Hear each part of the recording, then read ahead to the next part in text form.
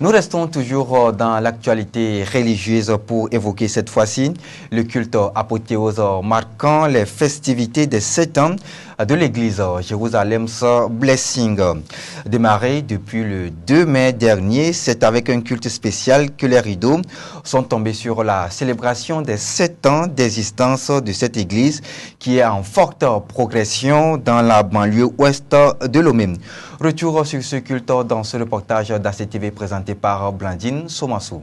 Un temple archi-comble dans une atmosphère chargée de la présence de Dieu et de la manifestation de l'esprit de puissance de Dieu, voici décrit le fil du culte apothéose de la célébration d'anniversaire de l'église Jérusalem's Blessing. Au cours de ce culte, l'onction apostolique et celle prophétique du père l'apôtre Yahoma Wenadra et du fils prophète Raphaël sur ce programme de célébration des 7 ans d'existence de Jérusalem's Blessing ont propulsé toute l'église dans la production massive de fruits.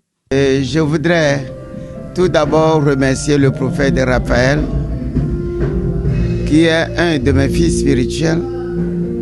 Je voudrais donc le remercier pour m'avoir invité, pour m'avoir honoré pendant les cérémonies de célébration de ces 7 ans de vie en tant qu'église.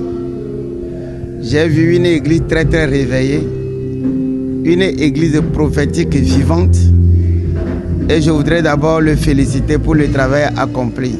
Comme le peuple de Dieu sait comment ouvrir son cœur pour recevoir d'un homme de Dieu. D'ailleurs, c'est à peu près le message que j'ai prêché.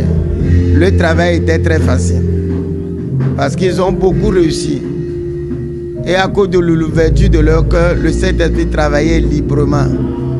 Le lieu est chargé de la puissance divine. Et moi, je n'ai fait que gérer l'onction qui était dans le lieu. Démarré le jeudi demain, ce programme de célébration est axé autour du thème choisi pour porter de fruits. À la question de savoir si Dieu a accompli ce qu'il voulait faire au travers de ce programme, le père fondateur de Jérusalem's Blessing répond. Je dirais oui, le Seigneur a accompli le désir de nos cœurs. Alors je voudrais tout simplement dire merci et honorer le doyen numéro 1 qui nous a tellement bénis lors de ces 3 jours d'anniversaire de l'église Jérusalem Blessing. À l'issue de cette célébration qui confirme la perfection de Jérusalem's Blessing dans ce qu'elle fait pour l'œuvre de Dieu, l'église rentre ainsi dans une nouvelle dimension.